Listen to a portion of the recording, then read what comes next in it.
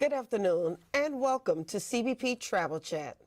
My name is Rhonda Lawson, a CBP Public Affairs Branch Chief.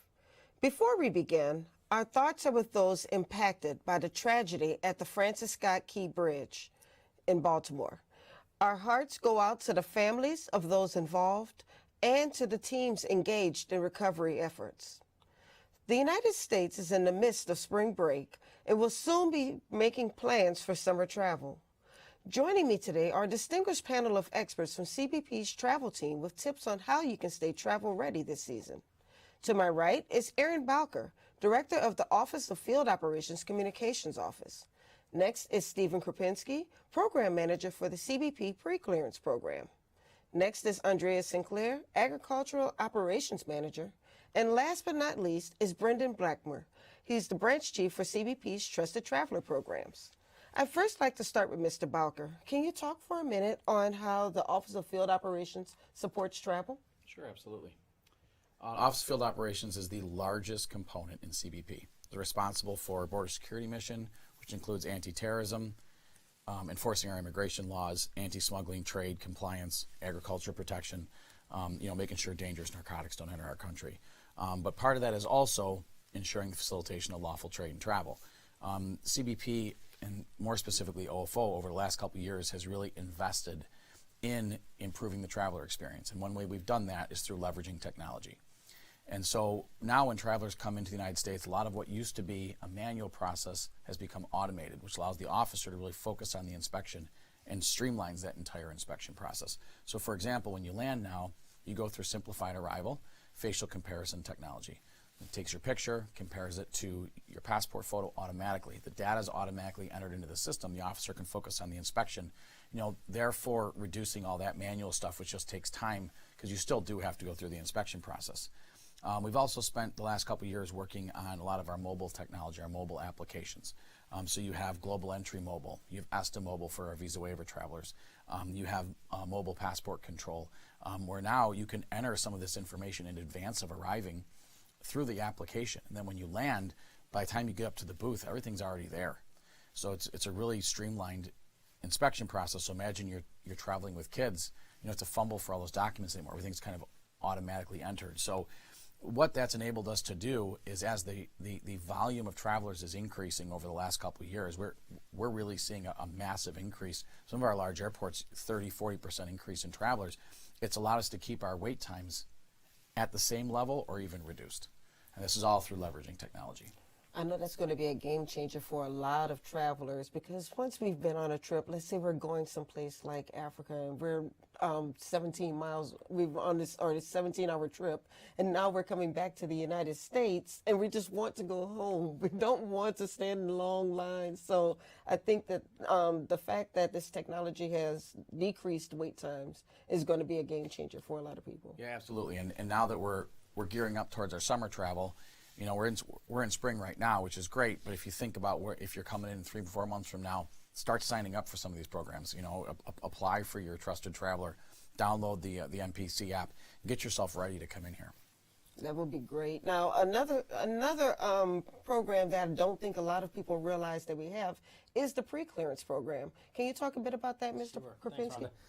Pre-clearance, in a nutshell, overall, it's the stationing of CBP officers and specialists at foreign locations to conduct inspections prior to boarding flights that are U.S. bound.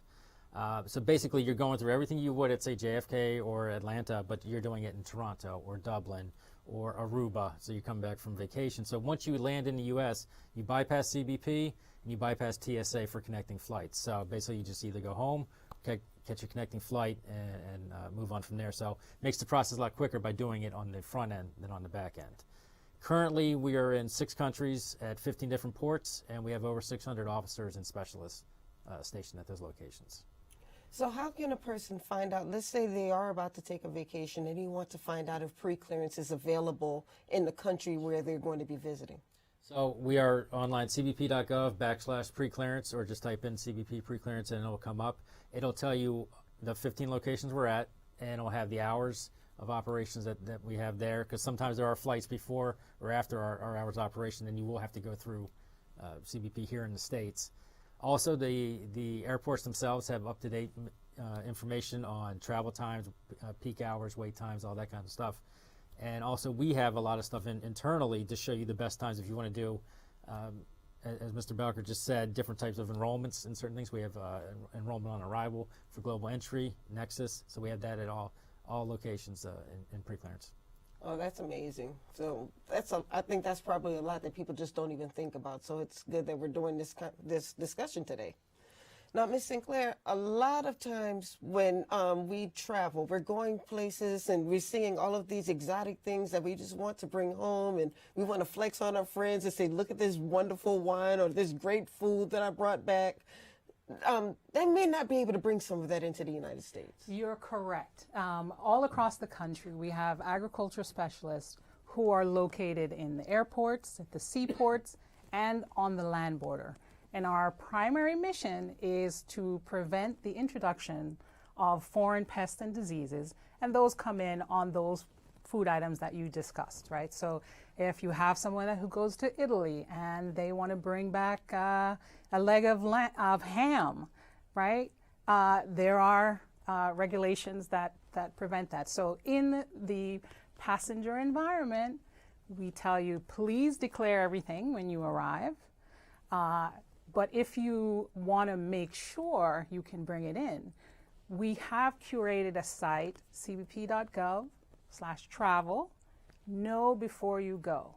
So even before you enjoy that vacation, you know what you can bring back. So that is an excellent site for travelers to use. I think sometimes people are afraid to declare because if they declare, you're going to take it away from them. So declaring is something that you have to do. You must declare. Once you do declare, then the agriculture specialist can determine whether or not that product is prohibited or enterable. If it's enterable, you can take it and bring it home with you, no problem. If it's prohibited, that is something that will hurt our American agriculture, right? So the foods that we eat, the foods that we produce, those kinds of things will hurt us. And so we will probably take that away from you if it's prohibited. Makes a lot of sense.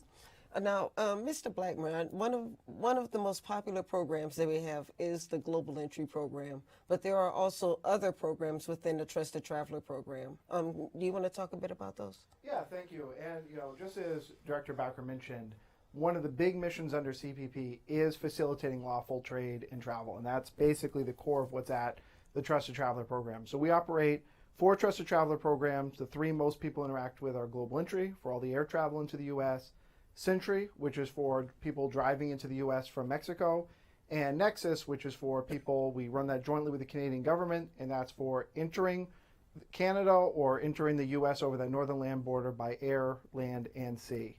In addition to those, the agency does run mobile passport control. It's not a true Trusted Traveler program, it's a registered traveler program, but the advantage of that is it's free. You just have to download the app. You don't have to do anything in advance, so that when you're coming in, you'll have all the information for your family on the app. You can submit your arrival. There's a dedicated lane for it at most major airports, and that will speed up the travel. So, the Trusted Travel programs are great, but there is a application and review process for it. You have to end up, being deemed a Trusted Traveler. That gives you a lot of great benefits. You're going to have dedicated lanes in the airports and on the land border, an expedited process. But even if you're not a frequent international traveler, mobile passport control, MPC, does give another option for that. And that's really where we've been focusing the last few years, is just on that traveler facilitation piece. For our programs, we moved to facial comparison a couple of years ago. Speeds up the process, no longer digging out passports and trying to submit fingerprints when you use the kiosks. It's all done through our GE, or Global Entry, touchless portals. Also in September, we launched the GE mobile app. Similar to MPC, it allows you to kind of set up, submit your information through an app. You can do it as a group, so if you're traveling with a family, everybody can submit their information through one smart device and go straight to the officer with a digital receipt right on your phone. So these are ways, if someone's traveling this summer, they can really speed up the process coming back into the country, have a really frictionless experience. One story I usually like to share about global entry is the first time I used global entry, I did not have an appreciation. I've been telling the story of global entry for years, but when I first used it, I did not have an appreciation for how fast it really was. So, they give you those little forms on the airplane, and I hadn't filled mine out yet. I was sleeping, I was eating, and whatever. I didn't fill out the form, and I kept letting people go in front of me because I thought I had to figure out filling out the form. And then I got to the touchless portal and I went through that so fast. I'm like, I barely looked at it and it took my picture. And then I'm still letting people go in front of me because I hadn't finished filling out the form. And then I realized I didn't really need the form. So I go through, and now I've gone through clearance so quickly. My wait was really just waiting for my bags. No, it is amazingly fast right now, and it really allows us to move through a lot of people through a single lane than we could through a more traditional inspection process. What's nice for that now is there are no more declaration forms you have to do in advance. Used to be on the kiosk screen. That's been taken out. So when you're in front of a portal, your whole interaction to submit your photo and keep going is just a handful of seconds. Same thing on the app. Right now, all the declaration is going to be verbal. So when you see the officer, if you have anything to declare, you're just going to let them know. Same, you have the same requirements as any regular traveler. You have the same things you have to declare. But, because you're in that trusted traveler status, you're just going to do that with interaction with the officer. One thing we will be introducing to the app is the ability to submit your declaration right on the app in advance. So the officer will be able to see right away whether or not you've indicated you have everything to declare, and it'll just be one, step more to get you on your way as fast as possible, minimum amount of interaction. Yeah, it is very quick, and I think that contributes also to the reduction in wait times. Now, I think everybody's mentioned an app, and I think it's important to let the audience know that these apps can be downloaded for free on both the Apple iPhones and the Androids. Yep. And one of the things I just wanted to touch on real quick too is we're talking about facilitation right now, but our chief mission is still border security, and what the technology has allowed us to do is to actually enhance our security through the use of this technology. One of the things that we always have to do is we know 99% of travelers coming into the United States are good people. They're legit travelers. We always have to find that, what we used to say is a needle in the haystack, but we have to find the people that might try to be circumventing the laws, right? Might be smuggling in illicit goods. What this allows the officer to do is to really focus on not only the inspection, but finding that person that we need to talk to. So by helping facilitate all the legitimate stuff, it actually enhances the border security mission that we do have, and the technology's been a major part of that. Well, we do have some questions coming in from the audience, so I'll go ahead and get started with the first one. A young person asked, I guess they want to travel from Uganda to the United States. They want to know, is it different coming from Uganda to the United States versus any other country coming to the United States? So, the answer to that is simple: no. Everybody coming to the United States gets inspected. Depending on the country of citizenship they are, whether they're from Uganda or from a different country, they may require some immigration paperwork be done. Could be, they may require to have a U.S. visa on people from aren't part of the visa waiver program from there. But other than that, the inspection process is the same. But again, what they're bringing from that country matters. Everything has to be declared. If they are bringing in some stuff from home, like food products, they'd obviously have to let agriculture know. But the inspection process is the same. Would you like to add to that? Yes, absolutely. I just would like to reiterate what he said, and that is, please declare all of your agriculture items, all of your animal products, plant products, all of those things that could possibly inadvertently bring in something, a pest or a disease that might infest American agriculture and cause our exports to be less than they are now. So please declare. Now, I know in this particular question, we're talking about Uganda, but many countries have certain foods that can't come into the United States. We're coming close to Easter, and there are certain eggs that can't be brought into the United States. Can we talk a bit about that? Well, yes, of course. With any holiday, people try to bring in, their favorite products from home, etc. So it is just important to declare those items, and any products, eggs, and other agriculture items. If you are uncertain about whether it can come in, whether you're allowed to bring it in, we have curated a site, cbp.gov, travel. Know before you go.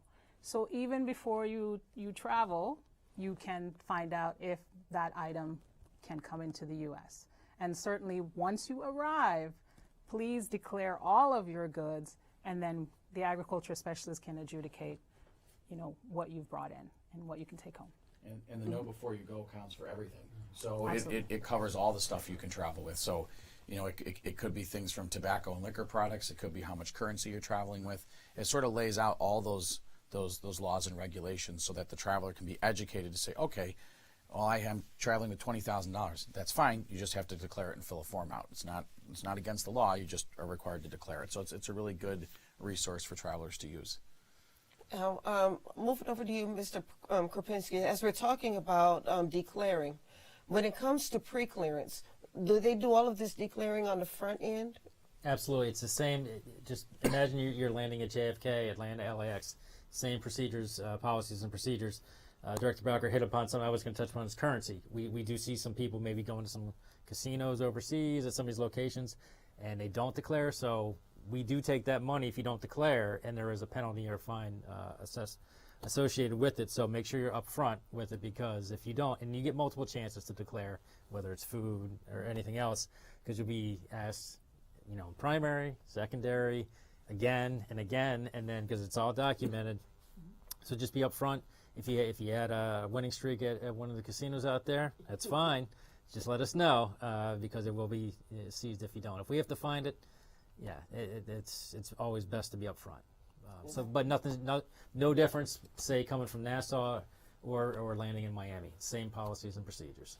And just to piggyback on that, I would say that once you declare, then you are not eligible for a penalty or a fine, right? So if you declare and tell us what you have, then we can adjudicate, and we won't penalize you for trying to hide it or not declaring. Makes a lot of sense. Now, is this something that can affect global entry or Nexus membership if you are maybe caught with something, or if you didn't properly declare or something like that? Definitely. As they say, with great power comes great responsibility. Being a trusted traveler, you get all these benefits, you get this expedited process, but you are expected to know the rules and regulations. You're held to that higher standard. That's what lets you come into the country with much less interaction or almost virtually no interaction with a CBP officer. So, make sure that you know what you can and cannot bring in. And when in doubt, just tell the officer. If it ends up not being an issue, no harm, no foul. But as was said, if you declare it, even if it ends up being something prohibited or something that they have to take a look at, it's not going to be held against you because you told us it was there. Where people run into trouble is they won't think about something. They'll throw food or whatever in their bag. They come back and they're telling the officer, no, I have absolutely nothing. They walk it through. The little agriculture beagle will come along and find something. And at that point, you're a trusted traveler. You weren't accurate in your declaration, and that can have long-term consequences for remaining in the program. And we don't want anyone to lose their program. Absolutely. The Beagle Brigade cannot be beat. So. I love the Beagle Brigade, and I'm going to tell you now, people, the beagles are cute. Do not try to pet them. No. Do not try to pet them. They're working. Now, we have another question about the ESTA application. So a viewer said that they're having trouble completing the ESTA application, and they want to know where they can find more information on how to resolve the issue. You want to take that one? You want me to? So you can go to cbp.gov, take a look at ESTA. It will lay out all of the requirements for ESTA, and it will lay out any frequently asked questions. If you are running into a problem, it really would depend on the specific problem you're running into. If it has something to do with some of the questions that you're answering, it might be how you're answering them. It is possible people don't realize that some of the things that they may be saying yes to, and you have to be truthful when you're entering in the application may not make you eligible. You might require a visa. If it's more of a technical issue, one of the other things I would say is if you're trying to apply online, maybe download the app and try and go through the app, see if that would help you. But there are troubleshooting FAQs on the webpage. Yeah, and I'll add, we have a Traveler Communication Center that they can find the information for on the cbp.gov. There's also the website help.cbp.gov, our CBP Information Center. That has a lot of FAQs and stuff too, so that can either allow someone to maybe look through the FAQ, see if there's an answer there, or submit a ticket and ask for assistance. And since we like to use a lot of acronyms in the government, we didn't say what FAQ was, so it's frequently asked questions. Well, if we're going to go there, we didn't say what ESTA was either. But I do want to clarify, though, that the ESTA application is usually for people who are coming from a visa waiver program country. That is correct, and those are all listed on the ESTA website as well. So if somebody is unsure, and there's a lot of countries that are ESTA eligible, visa waiver eligible, I should say, you can go on there, and if your country's listed, then you go in, apply for ESTA, and then ESTA gets approved, and then you can travel to the States. But you should do that far enough in advance. Once you apply for ESTA, it's not like you have 5 days to use it. You have a lot of time. So that way, if for some reason you're not ESTA approved, you have time to get to the embassy and apply for a visa for your trip. Okay. And also, a lot of this information is on, as you said, it's on the cbp.gov website, but there's a part under travel that's called Know Before You Visit. And I'm thinking that's where a lot of this information is located. Yeah, and you can even use the search bar. If you type in ESTA in the search bar, it's going to come up. Makes a lot of sense. Now, we got another question coming in about the mobile passport control app. The person says it seems very handy, but they want to know if their information is secure, because you're basically taking all of your passport information and you're entering it into this app. Yep. So it's a government-run application. This has not been outsourced. So we take privacy extremely seriously, as with everything we do. So this is information that we would be inputting into our systems anyways. So once it goes into the application and it dumps into our systems, that's kind of where it's being held anyways. So the application is extremely secure. And like I said, that privacy piece for the travelers is vital. And we do impact assessments on these things, and we haven't seen any issues with MPC or really any of our other applications when it comes to data that you're inputting. So once that data transmits to us, it's in a very secure system with us. Okay, that makes a lot of sense. Anybody else have anything they wanted to add on it? I think you covered that well, sir. If we can just stick with the mobile passport control app, and I know you touched on it a little earlier, Mr. Blackmer, but we have had questions that have come into the Public Affairs Office that will ask us what is the difference between using Global Entry, which costs $100, and MPC, which is free. They both have their own dedicated line, so why would I spend the $100?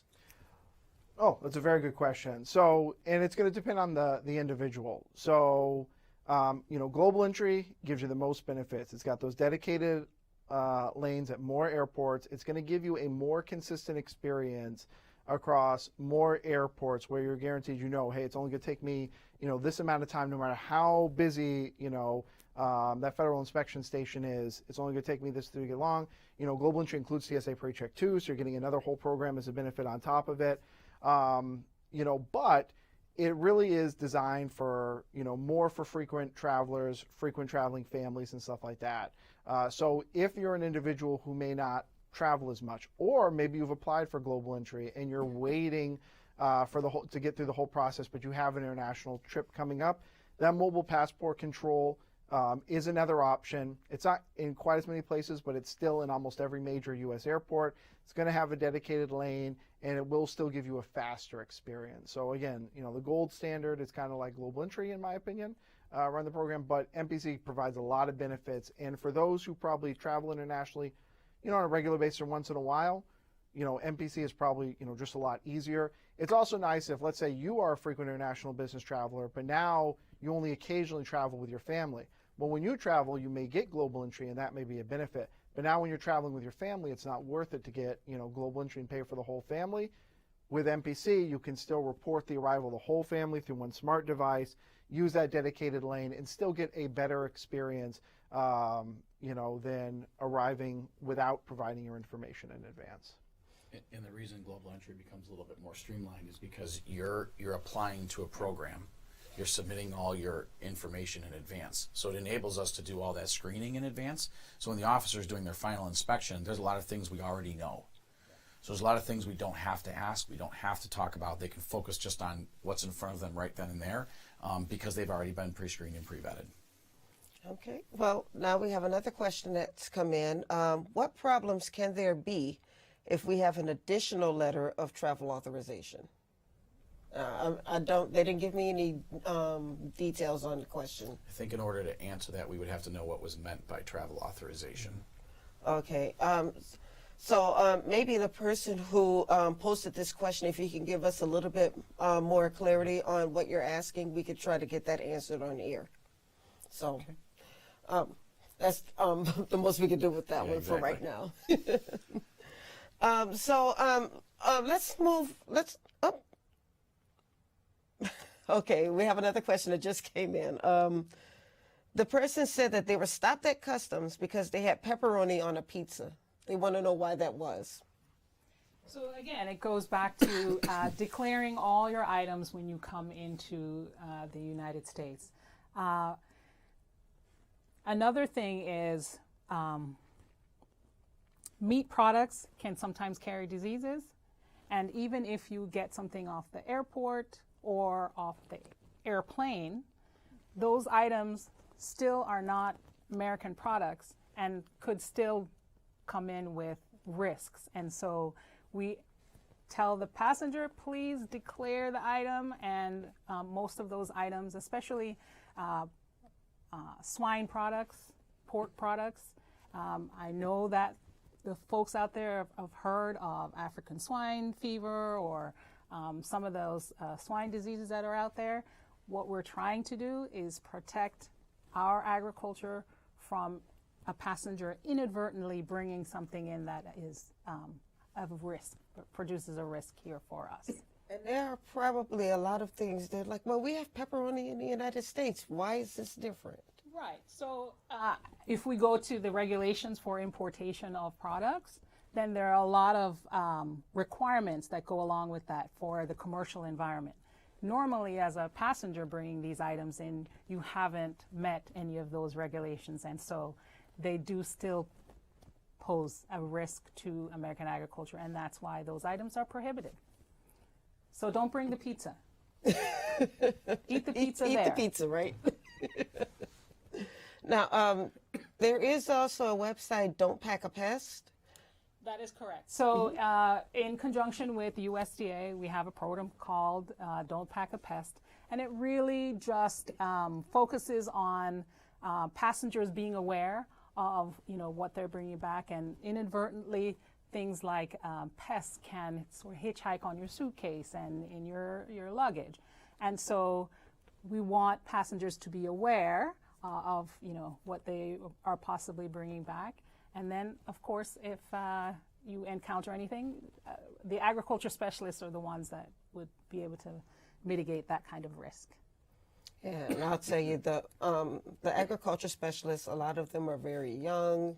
A lot of them are doing amazing things. They have eagle eyes. They have caught some of the smallest pests. It's just amazing to watch them work. Right. A lot of passengers or travelers who come in from the Caribbean or other foreign destinations, just a small piece of fruit like a mango can have, a fruit fly can have laid eggs in there, and then you bring it, you think it's okay. We see larvae in there, and then right now in California, we're succumbing to an outbreak of fruit fly. And so, it can be as simple as that. One piece of fruit may be tossed away inappropriately, and then here we have an effect on American agriculture where, we have to spend millions of dollars to mitigate the risk that has been posed by this one particular pest. Well, I think I'm going to be sticking with you for a second, because the next question that came in is, why can't I bring back my Easter flowers? Yeah, so it's the same kind of thing. It's a foreign pest that has no natural enemies here, perhaps, And so what the agriculture specialists are trying to do is to prevent those things from happening. So on flowers, right, coming from other countries, they can carry pests. They can have small aphids, right? So we have little loops or magnifying glass that we can see those small pests. And perhaps you, as the traveler, you don't see those pests, but we know they're there, and we know how much of a high risk they are. And so that's why we tell you, please declare these items so we can definitely mitigate these pests and also protect our agriculture here in the United States. Makes a lot of sense. Now, if I can revisit the apps, we talked about apps at the beginning of the hour. If I could kind of revisit them, we talked about a number of apps. If we can maybe give just a short overview of the apps, where they can be found, and where they can be used, because, for instance, with the Global Entry app, it's not available at all airports yet. Is that correct? Correct. It's currently available at 37 airports, and so when you're using the app and you're submitting, it will list the airports it's at. However, Global Entry itself is at 77 airports. So if you're flying into a Global Entry airport, even if it doesn't have an app, it'll still have the portals. But we're working very closely.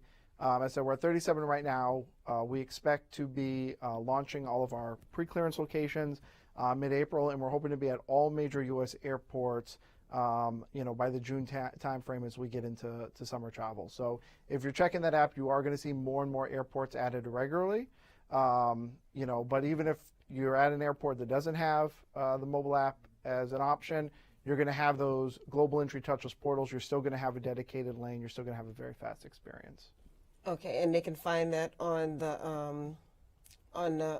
iPhone or the Apple Play, or both the on Google Android Play and iOS. Should come up as Global Entry Mobile. Okay, and to clarify, you said if I use the Global Entry app, I can even pass by the touchless portals. Correct. So you'll submit your arrival on the app, and you can submit it as a group for up to 12 people. So to help with families, as long as everything comes back correctly, you're going to get a little receipt right there on the smart devices screen, even for multiple people, and you'll be able to display those right to the officer. So you'll just basically still use the Global Entry lane. As they go right to the officer, they'll be able to see that you've reported it, that you've successfully submitted your arrival, and then that's it. You're on your way. Awesome sauce.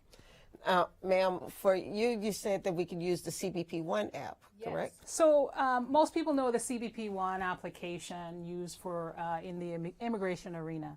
But for agriculture, you can schedule agriculture inspection ahead of time on the CBP One application. So researchers bringing in biological products or any kind of samples certainly will need to, if you've visited a farm while you're away and you want to have your shoes cleaned, those kinds of things can be scheduled on the application as an inspection for the agriculture specialist. Or, of course, you just declare that when you get to the United States, and we can take care of that. So if I visit a farm, because often when we go to Europe, we might want to visit a farm. It's important that I get my shoes clean before I come back into the United States? Right. So again, inadvertently, you visit the farm and you're wearing shoes, and perhaps you bring back some mud from that farm. Well, so the mud may have microbes, or it may have fomites, something that will, again, transfer a disease here into the United States that may affect our animals here. And so what we do as agriculture specialists is we clean your shoes, get rid of all that dirt, and make sure that it's not being transferred to any farms here in the United States. We're not using brush and polish, right? We're using a special solution to take care of the risk. So I can't just tell you that I visited a farm so you can clean my shoes for me. No, ma'am. Tell us you visited a farm, certainly, and we'll take care of the risk, but we're not there to make your shoes pretty. Okay, well, thank you for letting us know that. And the CBP One app is also free. Correct. Okay. Now, with the MPC app, can I use that with the pre-clearance locations as well? Absolutely, and come next week, I believe on April 2nd, we'll be at Abu Dhabi, which is the last one to launch MPC. So, in all 15 pre-clearance locations, and it sounds like, in a couple more weeks, we'll have the global entry application at pre-clearance. So, yeah, it's just basically just piggybacking off the same apps that we use here in the States at the airports. Oh, here. that's going to be great. And we have a lot of people going to Abu Dhabi. Abu Dhabi, Dublin. A lot of people go to Dublin, Yes. Toronto, Calgary, Nassau. Those are the big ones.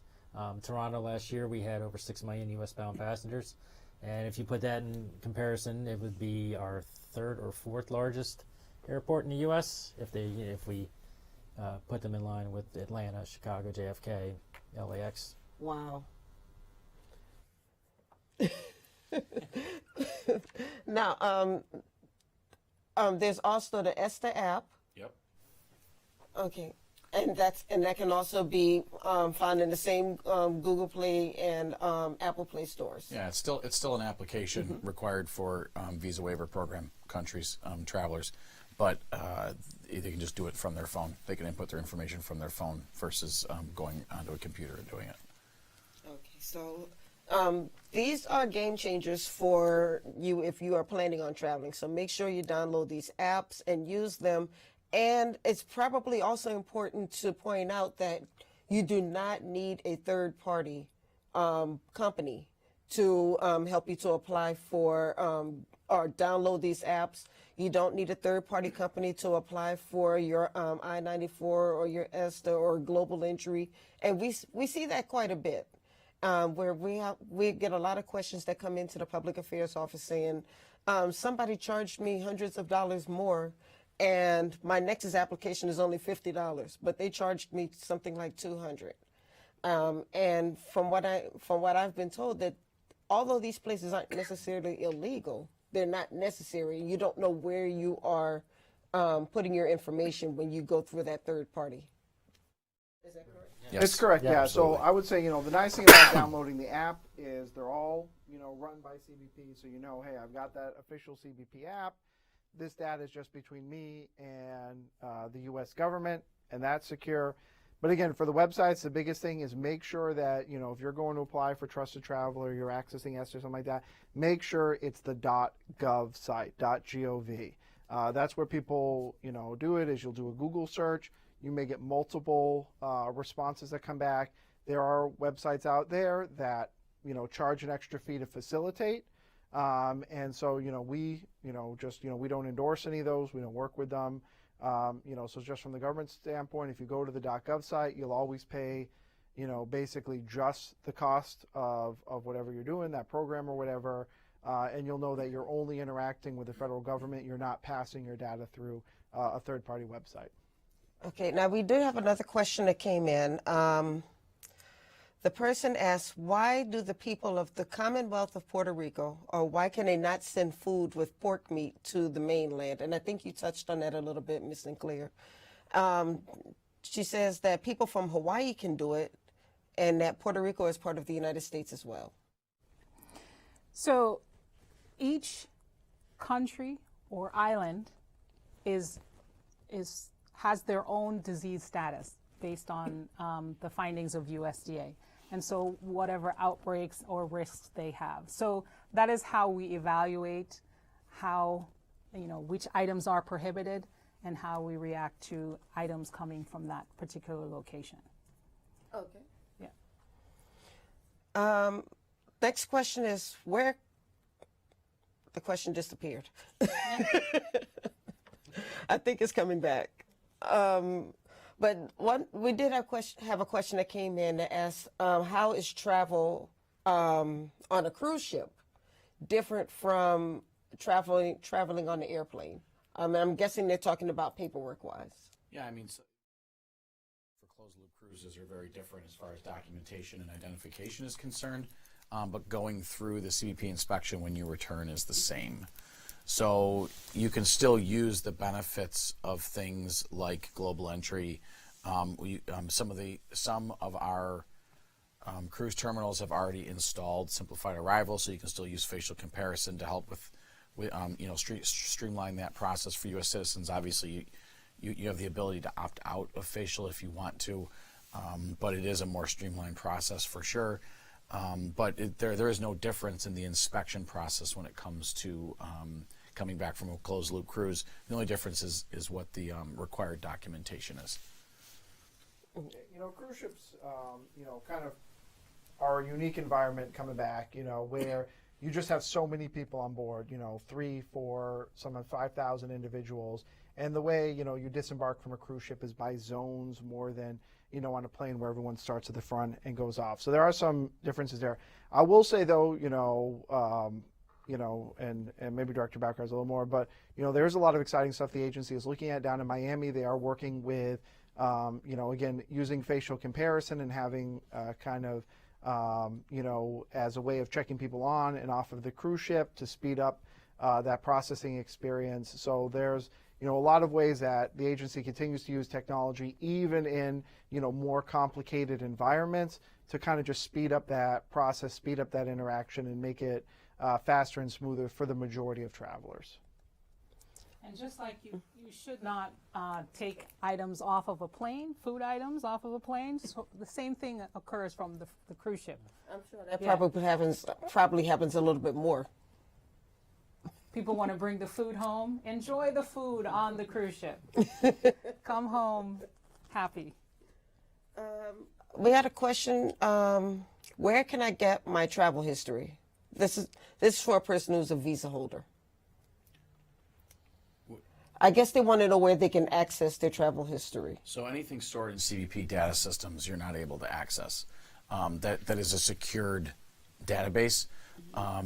If it's for some reason that you think this is something you have to have, you could go through the FOIA process, Freedom of Information Act, and then it would go through a legal review if there's redactions that are required and things like that. There is a process for that you can file online, but you can't just walk up to us and ask us for your travel history. It doesn't necessarily work that way.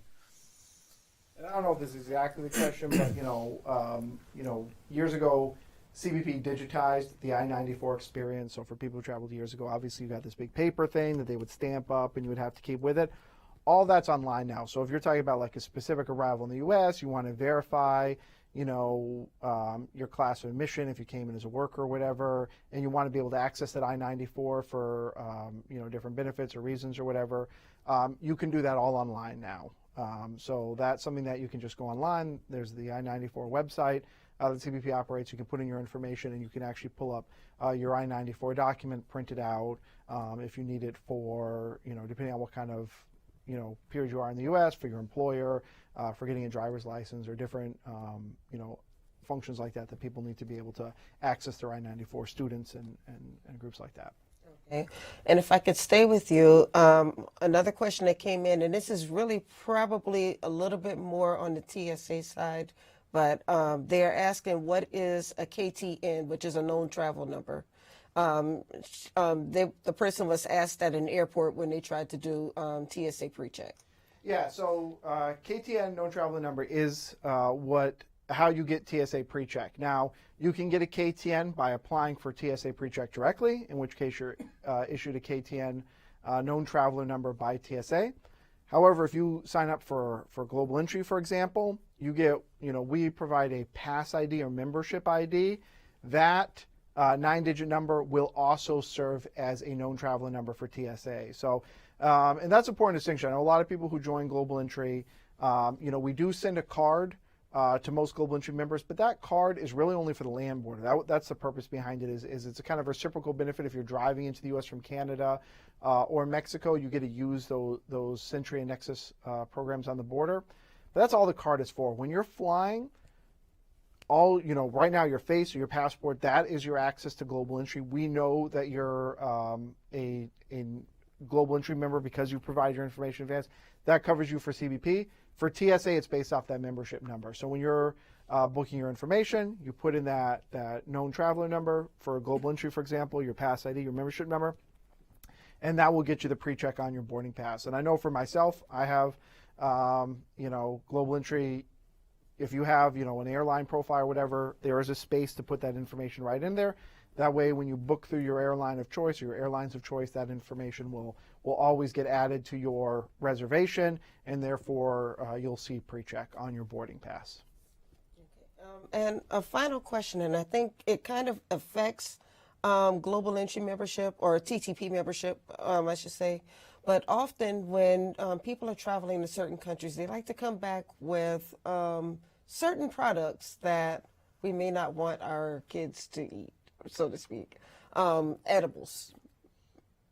So you're like THC gummies and things like that. Right. Yeah. You know, they So- they look like candies. Yeah, but, yeah. Regardless of what is legal in a foreign country or even in a state in the United States, federally you cannot bring THC products into the United States. So edible gummies, marijuana itself, vapes, anything like that, you cannot travel with it. It will be seized, and depending on location, you could be subject to a pretty hefty fine, not only by us, but also there even are state governments that and federal prosecutors that do prosecute depending on the amount. So you leave that stuff kind of where it came from. Yeah, I'll add that, I think it's a common misconception because, and again, we can't speak for every country out there, but even countries where certain products may be legal, oftentimes there are restrictions on bringing it across that international boundary. So just because it's legal within, a country doesn't mean that you can even fly into that country with the product or out of. Oftentimes there are border restrictions on that stuff. So for the most part, it's advisable for people to leave that home. Or at least do a lot of research ahead of time, making sure that that's something that's going to be permitted, because there have been individuals who, even if it's legal in the country you're coming from and going to, crossing that border makes a difference, and people have run afoul of that, not even with a nexus to the United States. So it's just something that, people should be aware of when they're traveling internationally. Well, I'm very glad that I asked that question. All right, so final question will go to you, Mr. Bowker. You touched a little bit at the beginning of the hour on how a lot of this technology has affected border wait times, and in certain cases has either reduced or kept them in the same. Can you talk a little bit more about that? Yeah, so we've been talking a lot about technology and a lot about all the advancements we've made. But what this has done for the travelers, so if you think about this, in fiscal year 2023, we processed 394 million people coming into the country. It's a 24% increase. And this year, just for the first quarter for 2024, we're already over 100 million. So we're gonna far surpass that 394 million from last year. But we have not seen a significant increase in wait times. So, for example, at JFK, 33% more increase with pretty much an even wait time coming into one of our busiest airports in the country. Or we've seen things like Miami International Airport, where we've had a 15% increase in travelers, and we've had a decrease of 1 minute in wait times. These don't sound like a lot. When you're talking millions of travelers coming through these airports, hundreds of thousands, tens of thousands a day, and you take a minute off of every single wait time for a person, if you look at the big picture, that's a massive wait. So not only is it helping the airline industry, because we have streamlined the process using all this technology, but it's also enhancing the customer experience as well. So our wait times over the last couple of years, even if they're just staying status quo, with the massive amount of increase we've seen in travelers, it's really a huge win for the traveler themselves. That's a great point. I'm really glad that you pointed that out. Did you have something? Yeah, I'd like to just add in there. One thing that I think is worth noting, and that I think the agency does a really good job of recognizing, is that obviously we went through the pandemic, a couple of years ago, and coming out of that pandemic, we've really seen a shift. Not only have the numbers of travelers been increasing, but we've seen a shift. More people are traveling internationally for leisure, to visit family, and those kind of, as opposed to a higher percentage of business travelers in the old day. And so through this discussion, I've mentioned with the apps, the family processing and all that. One of the reasons we do that is we do recognize that more families are traveling internationally as groups, and the agency is trying to be flexible, making sure that our apps or our procedures are mindful of that, and can make sure that families coming through, it's a lot more chaotic, there's a lot more going on, and that our process is now shifting and adapting to the fact that we're going to see more families coming through and making sure that they have a smooth experience, whereas before some of our procedures may have been a little more geared towards that single business traveler coming back on their own. Now we recognize that oftentimes it's families with kids and more stuff that are coming through. It's a more stressful experience, and we want to make sure that our technology, our procedures adapt to that. Well, I want to thank all of you. Thank you very much, because this was a really informative discussion. And I want to also thank you for joining us today. This is all the time that we have for today. If you would like any more information on anything that we've discussed today or anything that would help you to prepare for your international trips, please visit www.cbp.gov/travel. Thanks again, and have safe travels.